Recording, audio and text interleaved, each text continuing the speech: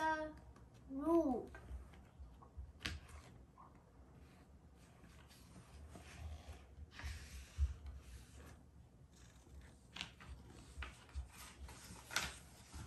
Mr. Rude is very rude. He is very rude. He is very, very rude. He's worse than very, very rude. He is extraordinarily rude. When you meet somebody, you might think to yourself, but that person has a large nose. But you wouldn't say that to them, would you? Because that would be rude, wouldn't it? Well, Mr. Rude was just blurted out. Big nose, but he wouldn't stop there. Oh no. Big nose, with a nose like that, you could vacuum the floor. Can you imagine staying next to somebody? Well, I hope you can't. He was the same to everybody. If he met somebody who was overweight, he would shout, "Fatty, you're supposed to take the food out of the fridge. Not eat the fridge as well."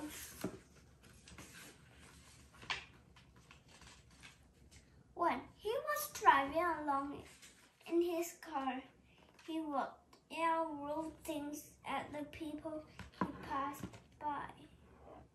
Mr. Rude was a horrible man who didn't have a nice thing to say to everybody. And not surprisingly, nobody liked him.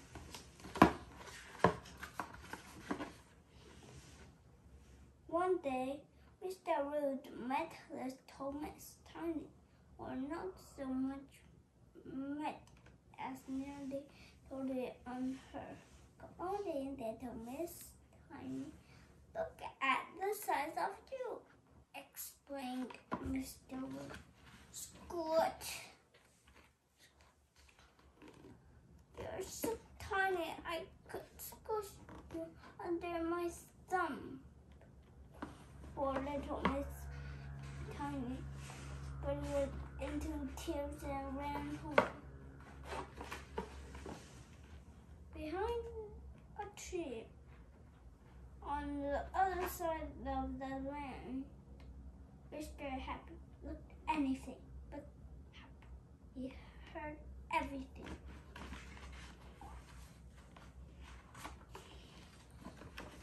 The next morning, Mr. Happy was outside Mr. Rude's house, getting in hard.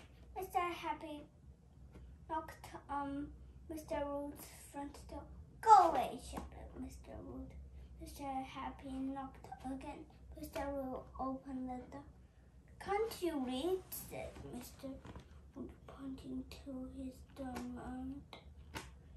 Mr. Rude's stomach did not wait him like anyone else's doormat.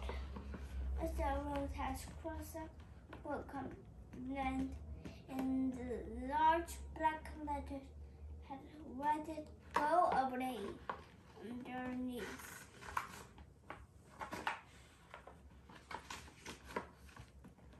Mr. Happy smiled, but Don packed Mr. Rude and went into the living room. "Get out!" shouted Mr. Rude. Mr. Happy smiled an even larger smile and sat down in the armchair. Mr. Rude exploded. He managed and ranted for half an hour, but Mr. Happy calmly sat through it all, smiling. Eventually, Mr. Rude went into the kitchen to make himself stop without offering any to Mr. Happy.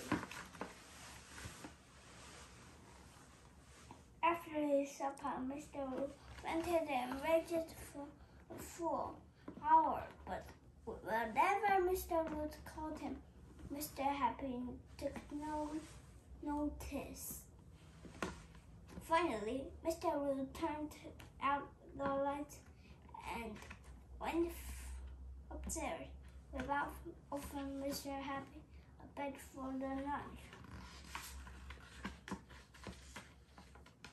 When Mr. Rose came down in the morning, Mr. Happy was still there, still smelling okay. I'll give in, cried Mr. Rose. What do you want? Breakfast would be nice, Mr. Happy. Please, Mr. Rose, make breakfast for him.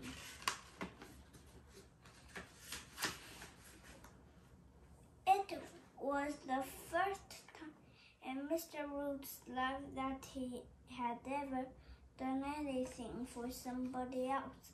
In fact, it was the first time he had ever asked anybody what they wanted. Thank you, said Mr. Happy when he had finished. Right, you can go now, then might Mr. Root. But Mr. Happy did not bandage. Mr. Root waited and waited, but he ended up making lunch for Mr. Happy and supper. He even offered Mr. Happy a bed that night. Mr. Happy stayed for a fortnight. Slowly the rain thick and rained because less and less. Mr. Root discovered he had something that he had never known he possessed. Manners. When it was time for Mr. Happy to leave, he shook Mr. Root's hand and said, "Thank you so much, Mr. Root. I really enjoyed my stay." Mr. Root became a smile that was evilly big as well as Mr. Happy found himself as staying. So did I. Mr. Root was a changing man. Bird, Mr. Root. Well, almost. The end. If you like this video, please subscribe and thumbs up. We'll see you soon. Thanks.